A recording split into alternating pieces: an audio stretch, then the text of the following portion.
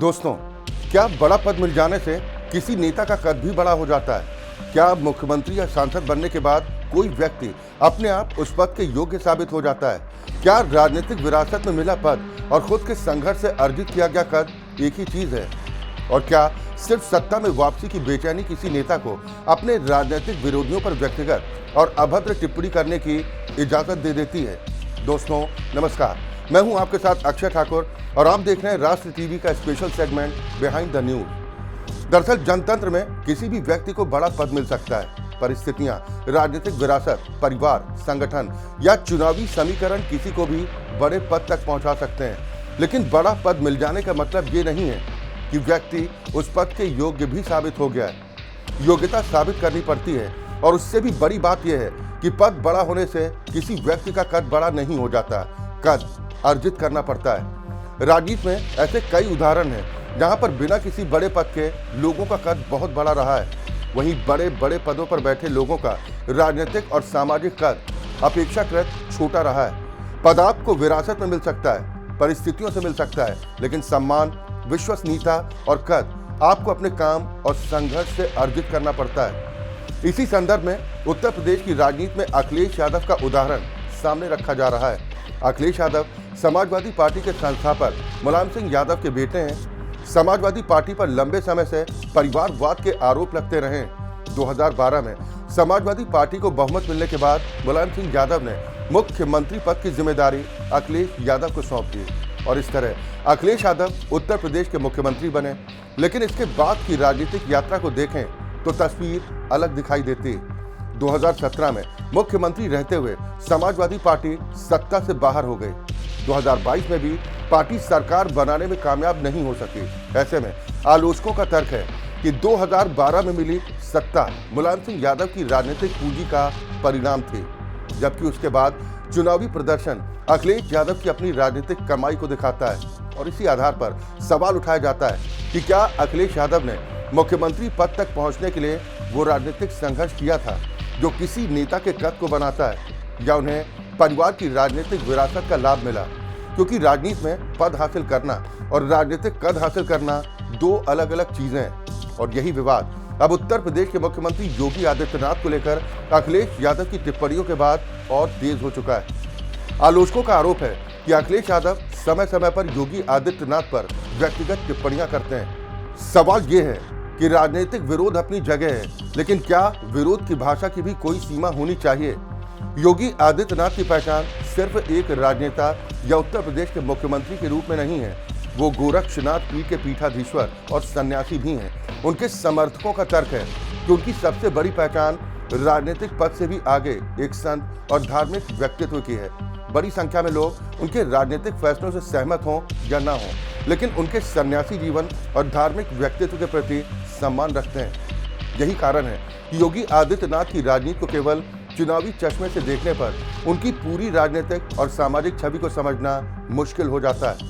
वो सार्वजनिक जीवन में आने से पहले भी धार्मिक गतिविधियों से जुड़े रहे हैं और मुख्यमंत्री बनने के बाद भी नवरात्रि में कन्या पूजन जैसी परंपराओं का पालन करते हैं। इसके विपरीत अखिलेश यादव की राजनीति को लेकर उनके विरोधी अक्सर सैफई महोत्सव का उदाहरण देते हैं। मुख्यमंत्री रहते हुए सैफई महोत्सव में सांस्कृतिक कार्यक्रम और मनोरंजन को लेकर लगातार राजनीतिक बहस होती रही है।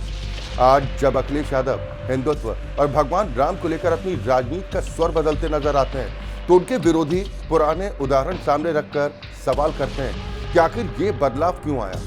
अब मामला सिर्फ अखिलेश यादव और योगी आदित्यनाथ तक सीमित नहीं है। कांग्रेस नेता प्रियंका गांधी वाड्रा के राम मंदिर से जुड़े चढ़ावे और चंदे को लेकर की गई टिप्पणी ने भी राजनीतिक बहस को नया मोड़ दिया है। सवाल ये उठ रहा है कि चढ़ावा और चंदा एक ही चीज है या दोनों के बीच में स्पष्ट अंतर है? राम मंदिर निर्माण के लिए देश और दुनिया से लोगों ने चंदा दिया था, वहीं मंदिर में आने वाला चढ़ावा अलग विषय है। अगर किसी मंदिर में चढ़ावे की चोरी होती है तो उसकी जांच होनी चाहिए, दोषियों पर कार्रवाई होनी चाहिए, लेकिन किसी घटना को आधार बनाकर करोड़ों लोगों की धार्मिक आस्था पर सवाल खड़ा करना अलग बात है। अयोध्या में चढ़ावे से जुड़े कथित भ्रष्टाचार या चोरी के मामलों की जांच को लेकर भी कार्रवाई हुई है। जांच एजेंसियों की कार्रवाई सामने आई है और इस मामले में गिरफ्तारियां भी हुई हैं। ऐसे में सवाल यह है कि क्या जांच पूरी होने से पहले ही राजनीतिक निष्कर्ष निकाल देना उचित होगा? अगर किसी मंदिर में चोरी हुई है तो वो गलत है, चाहे वो अयोध्या हो, महाराष्ट्र हो, तिरुपति हो या देश का कोई और धार्मिक स्थल। आस्था और भ्रष्टाचार को एक ही नज़र से नहीं देखा जा सकता। हर व्यवस्था में कुछ लोग गलत काम कर सकते हैं। जरूरत उन लोगों के खिलाफ कार्रवाई करने की होती है, ना कि उनकी वजह से पूरी धार्मिक व्यवस्था को कटघरे में खड़ा करने की। लेकिन इस पूरे विवाद के बीच अखिलेश यादव की एक और टिप्पणी ने राजनीतिक तापमान बढ़ा दिया है। एयर इंडिया विमान हादसे के संदर्भ में पायलट और उत्तर प्रदेश के मुख्यमंत्री योगी आदित्यनाथ की तुलना को लेकर विवाद खड़ा हुआ। सवाल ये है कि क्या किसी पूर्व मुख्यमंत्री को मौजूदा मुख्यमंत्री के खिलाफ राजनीतिक आलोचना करते समय भाषा की मर्यादा का ध्यान नहीं रखना चाहिए।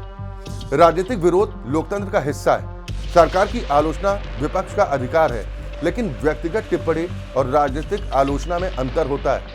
सरकार की नीतियों पर सवाल उठाइए, कानून व्यवस्था पर सवाल उठाइए, बेरोजगारी पर सवाल उठाइए, महंगाई पर सवाल उठाइए, विकास पर सवाल उठाइए। लेकिन जब बहस व्यक्ति के चरित्र और व्यक्तिगत अपमान तक पहुंच जाती है ना, तो सवाल उठता है कि क्या इससे जनता के मुद्दे पीछे नहीं चले जाते। अखिलेश यादव लंबे समय से उत्तर प्रदेश की राजनीति में सक्रिय हैं। वो सांसद रहे, मुख्यमंत्री रहे, विधानसभा में नेता प्रतिपक्ष रहे और वर्तमान में लोकसभा में समाजवादी पार्टी का नेतृत्व कर रहे हैं। ऐसे में उनसे ये उम्मीद स्वाभाविक है कि वो उत्तर प्रदेश के सामने एक स्पष्ट राजनीतिक और विकास का विजन रखें। आखिर विपक्ष का काम सिर्फ सरकार को गाली देना नहीं है। विपक्ष का काम ये बताना भी है कि अगर उसे सत्ता मिलेगी तो वो क्या बदलेगा, युवाओं के लिए क्या करेगा, किसानों के लिए क्या करेगा, कानून व्यवस्था को कैसे बेहतर बनाएगा, उद्योग कैसे लाएगा, रोजगार कैसे पैदा करेगा, उत्तर प्रदेश की अर्थव्यवस्था को किस दिशा में लेकर जाएगा। यहीं पर सबसे बड़ा राजनीतिक सवाल खड़ा होता है। अगर किसी नेता के पास सरकार की आलोचना के लिए मुद्दे हैं तो उसे उन मुद्दों पर विस्तार से बात करनी चाहिए। लेकिन अगर बहस बार बार व्यक्तिगत हमलों तक सीमित हो जाए तो क्या जनता उससे प्रभावित होगी। समाजवादी पार्टी के सामने सबसे बड़ी चुनौती यही है कि वो सिर्फ बीजेपी विरोध की राजनीति से आगे निकलकर अपना सकारात्मक विजन जनता के सामने रखे, क्योंकि मतदाता सिर्फ इस आधार पर वोट नहीं करता कि वो किसे हटाना चाहता है, वो ये भी देखता है कि जिसे सत्ता देना है वो उसके जीवन में क्या बदलाव लाएगा। 2012 में समाजवादी पार्टी ने उत्तर प्रदेश में 224 विधानसभा सीटें जीती थी। अखिलेश यादव मुख्यमंत्री बने, लेकिन 2017 के विधानसभा चुनाव में पार्टी महज 47 सीटों पर सिमट गई। 2022 में समाजवादी पार्टी ने अपनी स्थिति जरूर सुधारी, लेकिन सरकार बनाने के लिए जरूरी बहुमत से काफी दूर रहे। इसलिए आलोचक 47 सीटों को अखिलेश यादव की राजनीतिक यात्रा की एक महत्वपूर्ण परीक्षा के तौर पर देखते हैं। अब 2027 का विधानसभा चुनाव सामने है। बीजेपी के सामने समाजवादी पार्टी मुख्य विपक्षी ताकतों में से एक है। ऐसे में सवाल सिर्फ ये नहीं है कि अखिलेश यादव बीजेपी को कितना घेर पाएंगे। असली सवाल ये है कि क्या वो उत्तर प्रदेश के मतदाताओं को अपने पक्ष में कोई स्पष्ट विजन दे पाएंगे।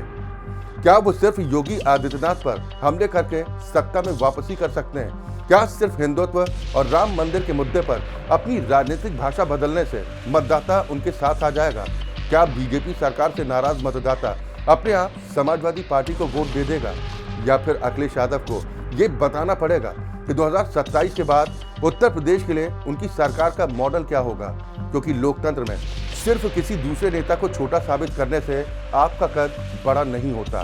कद तब बड़ा होता है जब जनता आपके काम को याद रखती है, आपके संघर्ष को देखती है, आपके विचारों पर भरोसा करती है और आपके नेतृत्व में भविष्य की संभावना देखती है।